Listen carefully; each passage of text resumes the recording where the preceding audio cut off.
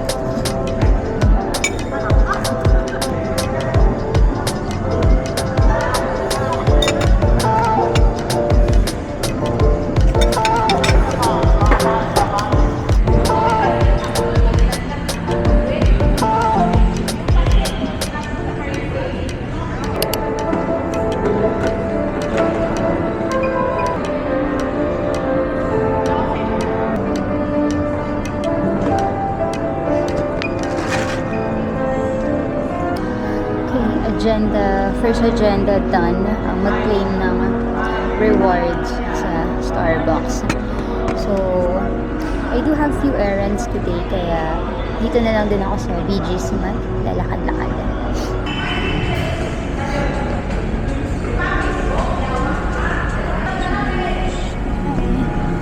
BDO, where beef and ways.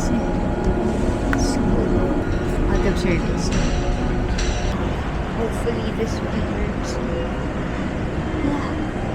Shoot, teka. Wala. Sa labas na lang. So tara, hagdan na.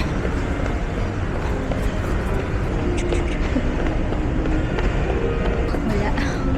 11 PM. So let's go. Mag-burn ng fats. Charis.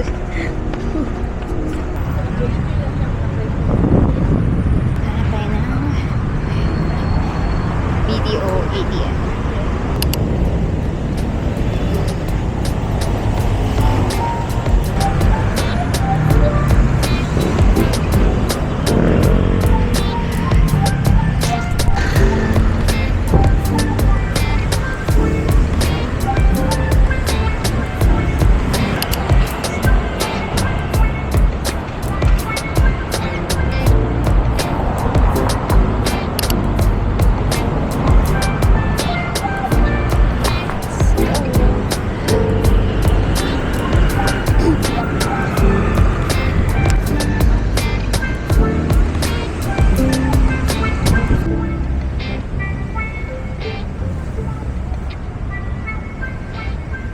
Also, for today, I just want to say thank you to the sponsor of my dry fit today.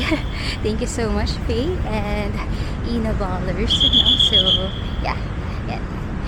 Gamit ko na pang OOTD kapag naglalakad or, yan, ganito, walking, outdoor, running, whatever.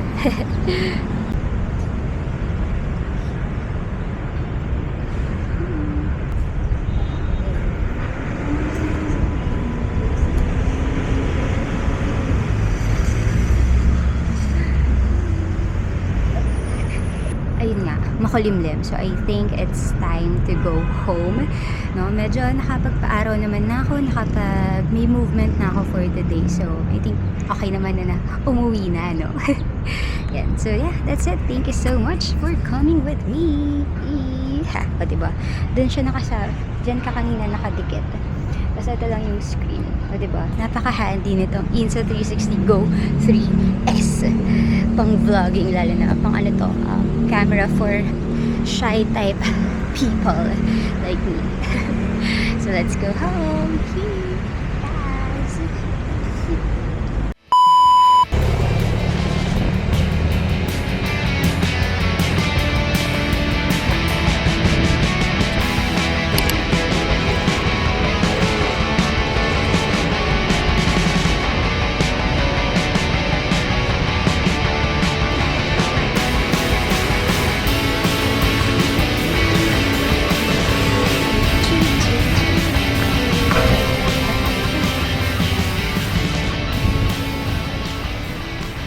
morning walk. Medyo umaraw kaya yeah, magbilad tayo sa arawan.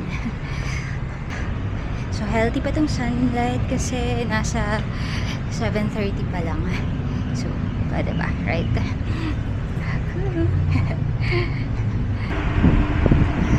So, hindi ko maintindihan kung paano ginagawa ng iba na nakakapag-vlog sila ng week in my life. Kasi, when I tried, pare-pareho lang naman yung mga nangyayari sa isang buong linggo ko. Sa akin kung meron man kakaibang mangyari, siguro once or twice lang per month.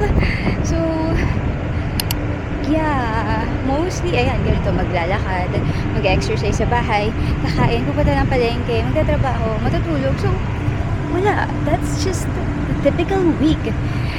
So, paano yung a week in my life? Diba? Very typical.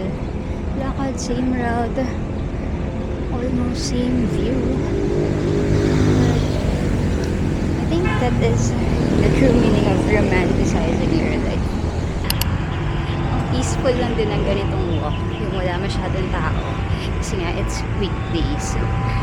So today is Thursday.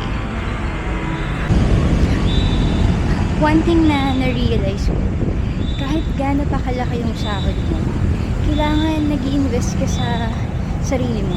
Like, ito, mga ganito, mga movements. Kasi, ang hirap magkasakit. At the same time, ang mahal magkasakit. Pero itong walking, libre lang naman eh.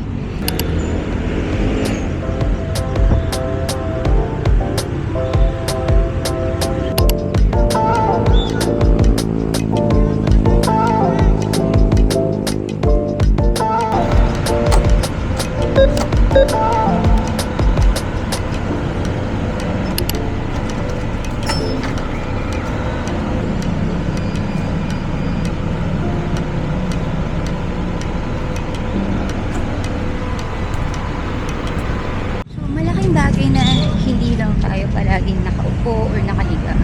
Kaya yung walking, grabe, isa to sa mga libre na pwede natin gawin para maigalaw ang katawang lupa natin. And eto, enjoy the environment. So ito lang, ulit lang, parang almost kung hindi man everyday, ito yung ruta ko. Like, typical na ito yung nilalakaran ko. So, na-enjoy ko din yung mga ganitong session or yung mga ganitong moment. Kasi, para na rin ako nakakapag people watching. At the same time, nakakapag-exercise. Gets ba? Kayo, ano ba yung mga mundane things na na-enjoy ninyo?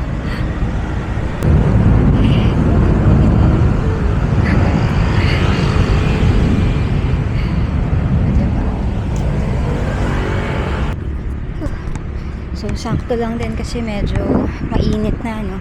Time to go home and then freshen up and then tulog.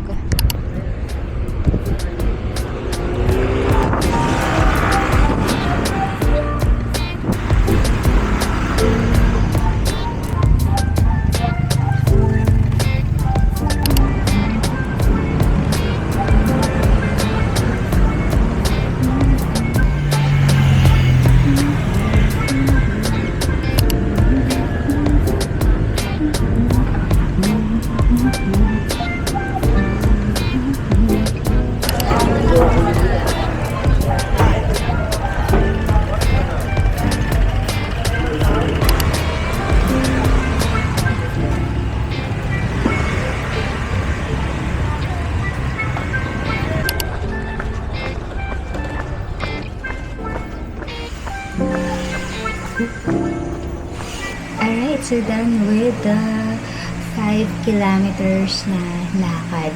Mga around 1 hour, or sabihin natin 1 hour 30 minutes din no, yung lakad na yun. So, ngayon, ito yung breakfast ko. Very simple lang. Fruits and then egg. Tapos after kumain, liligo and then matutulog na. So, very light meal para medyo mahimbing yung tulog natin. Tulog ko kahit siguro mga 3 hours lang. And then, yeah, yun muna.